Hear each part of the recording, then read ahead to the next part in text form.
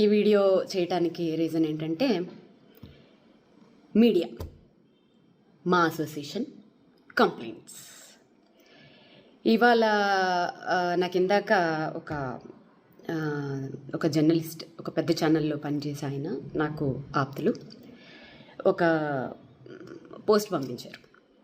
పలానా so called astrologer మీద ఇలా ఏదో ఎవరికో కంప్లైంట్ ఇచ్చారు, ఎందుకంటే నాగ చైతన్య సమంత గురించి ఏదో చెప్పారు అని. ఇక్కడ నేను ఒక జర్నలిస్ట్గా మాట్లాడుతున్నాను, ఓకే? మా జర్నలిస్టుల్లోనే ఒక జర్నలిస్ట్, నా కొలీగ్ అనుకుందాం, పంపించారు. అంటే సరే, ఒక జ్యోతిష్యం చెప్పిన ఒక మనిషి మీద సో కాల్డ్ ఛానల్స్ గంటలు గంటలు మీటింగులు పెట్టేసి గంటలు గంటలు టైం స్పెండ్ చేసేసి అంత అవసరం ఏముందన్నది అర్థం కాలేదు. ఎందుకంటే మీడియా అనేది ఎంత పవర్ఫుల్ అండి. అసలు మీడియా అనేదానికి అసలు విలువే లేకుండా అయిపోయిందని అందరికీ తెలుసు. ఆఫ్ కోర్స్, నేను ఇప్పుడేం కొత్తగా ఏం చెప్పక్కర్లేదు. కాకపోతే ఒకప్పుడు, అంటే నేను పనిచేసిన టైంలో జర్నలిస్ట్ అని చెప్పుకోవాలంటే ఖచ్చితంగా జర్నలిజం పాస్ అయి ఉంటేనే జర్నలిస్ట్ అని చెప్పుకోవచ్చు.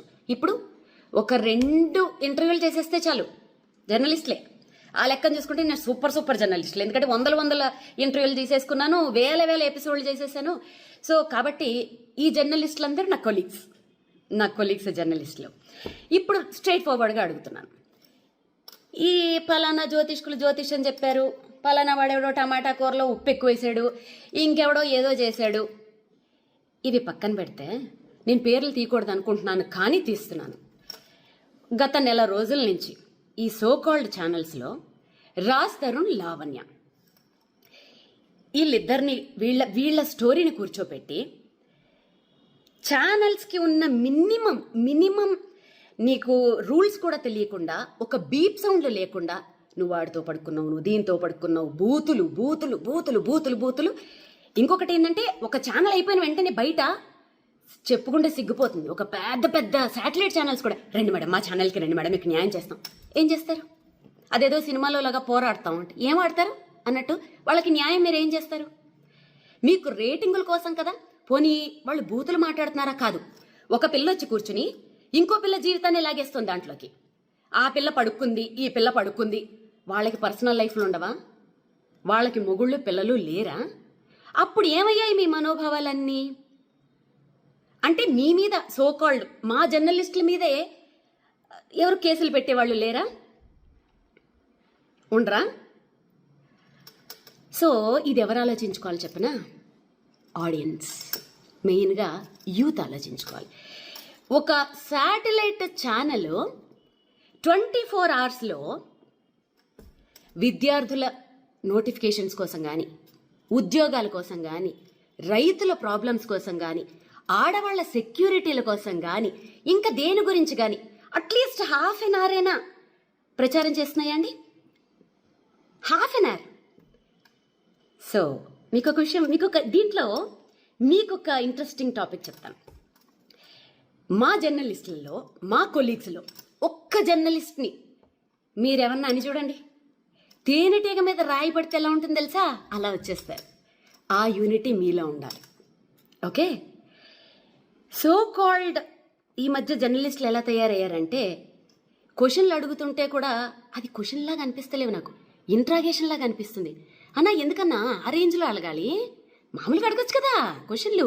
అసలు నిజంగా వాస్తవానికి మాట్లాడుకుంటే ఈ సెలబ్రిటీలకు అసలు ప్రైవసీ లేకుండా చేస్తుంది ఎవరు? సో కాల్డ్ మనమే కదండి. వాళ్ళని ఒక ఎయిర్పోర్ట్లలో బతకనివ్వరు, వాళ్ళని ఒక కనీసం ఫ్యామిలీతో హోటల్కి వెళ్ళనివ్వరు, ఇంకెవరితోటన్నా వెళ్తే ఇంకా మంగళహారతే, వాళ్ళకి నచ్చిన డ్రెస్సులు వేసుకొనివ్వరు. ఎవరండి సెలబ్రిటీలకి అసలు ప్రైవసీ లేకుండా చేస్తుంది? సో కాల్డ్ మనమే కదా, మన జర్నలిస్టులు మిత్రులమే కదండి. ఏదైనా చిన్నది ఇష్యూ వస్తే అసలు ప్రూవ్ అవ్వవు, చిన్నది వస్తే చాలు. మొన్న నిహారిక అమ్మాయి చెప్తుంటే నాకే బాధేసింది. కెమెరామెన్లు వాళ్ళ పెరట్లోంచి గోడలు కూడా దూకేసి అసలు స్నానాలు చేయకుండా మొహాలు కడగకుండా 4-5 రోజులు వాళ్ళ కొంపల ముందు దేకేసి వాళ్ళ బయటల కోసం వాళ్ళు దొంగతనంగా వాళ్ళని షూట్ చేసేయడానికి. ఏ ఏ ఏ ఎందుకంత దిగజారిపోవాలి మీడియా? మీడియా అంటే అదా? కాదు. ఆఫ్టర్ కరోనా ఏమైపోయిందంటే ప్రతి ఒక్కళ్ళు ఒక కుటీర పరిశ్రమను పెట్టేసుకుంటున్నారు. ఆ కుటీర పరిశ్రమలు ఎంత దారుణంగా ఉంటున్నాయి అంటే, ప్రధానమంత్రి మోడీని మొదలు పెట్టుకుంటే, కొండ మీద వెంకటేశ్వర స్వామిని మొదలు పెట్టుకుంటే, ఒక జీసస్, అల్లా, దేవుడు, దెయ్యం ఏమీ లేదు. ఎవరిని పడితే వాడు వాడిని బూతులు తిట్టుకొని, వాడు వీడి బూతులు తిట్టేసుకోను. ఇది మనకి ఆర్టికల్ 19A ఇచ్చిన ఒక వరం. ఇక్కడ ఏంటంటే జోకు, ఒకళ్ళ మీద ఒకళ్ళ కేసులు వీటి మీద ఏమి పనిచేయవు. అలా పెట్టదలుచుకుంటే ఎన్నో పెట్టచ్చు. సో ఇవాళ పొద్దుట మంచు విష్ణు అన్న ఫోన్ చేసి చాలా మర్యాదగా ఎంత చక్క పద్ధతిగా మాట్లాడాడు పాపం అతను. ఆ కల్చర్ బాగా నచ్చింది. అఫ్కోర్స్ విష్ణన్న ఒక పెద్ద హీరో కొడుకు గురించి ఒక జ్యోతిష్కుడు జ్యోతిష్యం చెప్పాడని కేసులు పెడతామని వీళ్ళు పెడుతున్నారని చెప్పి మీ దగ్గరికి వచ్చిన జర్నలిస్టులని మీరేమడగాలి తెలుసా? 100 మంది, ఒక్క సినిమా మీద 100 కుటుంబాలు ఆధారపడి ఉంటాయి. ఓకేనా? ఆ 100 కుటుంబాలని ఒక్క రివ్యూ తోటి సంకనాకిపించేస్తున్నారు చూశారు. ఆ రివ్యూవర్లని ఏం చెయ్యాలి ఫస్ట్ అది ఆలోచించండి. దాంట్లో మా జర్నలిస్టులు కూడా ఉండొచ్చు, తప్పేం లేదు. ఎవరినన్నా ఏమైనా చేసి పర్వాలేదు. మరి 100 మంది పనిచేస్తున్న ఆ సంస్థలు నీ రోడ్ల మీదకి తెచ్చేస్తున్న ఫలానా ఈ రివ్యూవర్ల మీద మరి మీరేమి యాక్షన్ తీసుకోరా? అంటే ఆ రివ్యూస్ ఇచ్చే వాళ్ళల్లోనే మా జర్నలిస్టులే ఉన్నారని చెప్పి మీరు ఆలోచిస్తున్నారా? అంటే జర్నలిస్టుల మీద కేసులు పెట్టే వాళ్ళు ఎవరు లేరా? పెట్టకూడదా? జర్నలిస్టులు ఏమైనా దేవుళ్ళా? తప్పు చేస్తే ఎవరి మీద ఎవరైనా కేసులు పెట్టచ్చు. కాకపోతే ఏంటంటే గొంగళి పురుగుల్లో అన్నం తింటూ వెంట్రుకను చూసి అసహించుకున్నారట.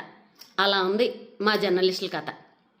మీరు చేసేదే పనులు, ఒక్కొక్క ఛానల్ ఒక్కొక్క పార్టీకి అంకితాలు. పొద్దున్న లేస్తే అవి తప్ప ఇంకో పనులు ఉండవు. ఏమైనా టాపిక్లు డీవియేట్ చేయాలంటే గిట్లా పలానా పంతులు అట్లా చెప్పాడు, వీడు ఉప్పులో కారం ఎక్కువ వేశాడు, ఆమె ఎవరో 2వ పెళ్ళాన్ని ఉంచుకున్నారు, వీళ్ళెవరో ఇంకొక, సారీ ఇలా మాట్లాడుతున్నాను ఏమనుకోకండి, ఎందుకంటే పెద్ద ఛానల్స్ బీపుల్ లేవు నాకెందుకు ఇంకా. సో ఇంకెవరో ఇంకొక పొలిటీషియన్ ఎవరో 2వ భార్యను ఉంచుకున్నాడు. అబ్బా అబ్బా అబ్బా అబ్బా, ఇవి తప్ప మీడియా అంటే ఇదా? ఇంత దరిద్రమా? సో ఫైనల్గా నేనేం చెప్తున్నానంటే, యూత్ మారండి. వాళ్ళు ఏమంటున్నారు తెలుసా మీడియా వాళ్ళు? మంచి వీడియోలు పెడితే అసలు ఎవడో చూడట్లేదండి అని మీకే ఇస్తున్నారు. పోరాడండి, హ్యాష్ట్యాగులు పెట్టండి పెద్ద పెద్ద ఛానల్స్కి. మాకు ఈ చెత్త ప్రోగ్రాంలు వద్దు, ఉపయోగపడే ప్రోగ్రాంలు వేయండి. మా లైఫ్కి మా జీవితాలను నిలబెట్టే ప్రోగ్రాంలు, గవర్నమెంట్ని ప్రశ్నించే ప్రోగ్రాంలు మీరు వేయండి. హ్యాష్ట్యాగులు పెట్టి ఫైట్ చేయండి. మీరు ఫైట్ చేస్తే సాధించలేందా? తెలంగాణ అలా సంపాదించుకున్నది కాదా? ప్రతి రాష్ట్రంలోనూ అలాంటి సంపాదించుకున్నవి ఎన్ని లేవు? మీకోసం ఫైట్ చేయండి. ఎంటర్టైన్మెంట్ కావాలంటే మీ ఫ్యామిలీ మెంబర్స్లో, మీ ఫ్రెండ్స్లో వెతుక్కోండి. అంతేగాని మీడియాలో ఎంటర్టైన్మెంట్ కోసం మీ జీవితాలను నాశనం చేసుకోకండి. ఛానల్స్ని ఎదిరించి ప్రశ్నించండి. ఓకే? మీరు ప్రశ్నించి మీరు సాధించిన రోజు మీ ముందు నిలబడి యాజ్ ఏ సీనియర్ జర్నలిస్ట్ నేనే ఫైట్ చేస్తా.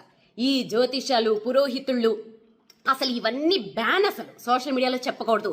ఎవరైనా చెప్తే ఫస్ట్ నా మొగుడు కాదు, ఎవరు కాదు, ఫస్ట్ నేనే కేసు పెడతా. ఓకే? అసలు ఈ వీటికి నాంది పలికింది ఎవరు? మీడియా వాళ్ళే కదా. 2009 నుంచి పలానా ఎవరైనా పెద్ద పొలిటీషియన్ హాస్పిటల్లో ఉంటే వాళ్ళు ఉంటారా పోతారా? ఒకవైపు జ్యోతిష్కులు, ఒకవైపు డాక్టర్లు. పలానా క్రికెట్ మ్యాచ్లు వస్తుంది, ఎవరు విన్ అవుతారు? ఓ పక్క జ్యోతిష్కులు, ఓ పక్క డాక్టర్లు. దాంట్లో ఫస్ట్గా వేణుస్వామి ఉండాలి, లేకపోతే మళ్ళీ అది ఎవడో చూడడం. ఓకే? ఓ పలానా సినిమా, ఈ సినిమా హిట్ అవుతుందా ఫట్ అవుతుందా? ఓ పక్క డైరెక్టర్లు, ఓ పక్క జ్యోతిష్కులు. అసలు దీనికి నాంది పలికింది ఎవరు? సోకాల్డ్ 6 జర్నలిస్టులు మన టీవీ ఛానల్సే కదండి. ఇప్పుడు ఎవరికి వాళ్ళు కుటీర పరిశ్రమలు పెట్టుకుని ఓన్గా చెప్పుకుంటూ ఉంటే మీకు నొప్పి వచ్చింది కదా. ఇక్కడ మారేది మారరు సోకాల్డ్ ఛానల్స్, సోకాల్డ్ రాత్రికి రాత్రి పుట్టుకొచ్చేసిన చుట్టుకు పుట్టుకు యూట్యూబ్ ఛానల్స్. మారాల్సింది ఆడియన్స్, మారాల్సింది యూత్. మీరు మారండి. మాకు ఈ దిక్కుమాలిన ప్రోగ్రాములు వద్దు, మేము చూడము అని చెప్పి హ్యాష్ట్యాగులు పెట్టి ఫైట్ చేయండి. మీలో ఆ రిజల్యూషన్ వచ్చినప్పుడు అన్నీ మారతాయి. అప్పుడు నేను కూడా మారతాను. నేను మీ ముందు కలిపి పోరాడతాను.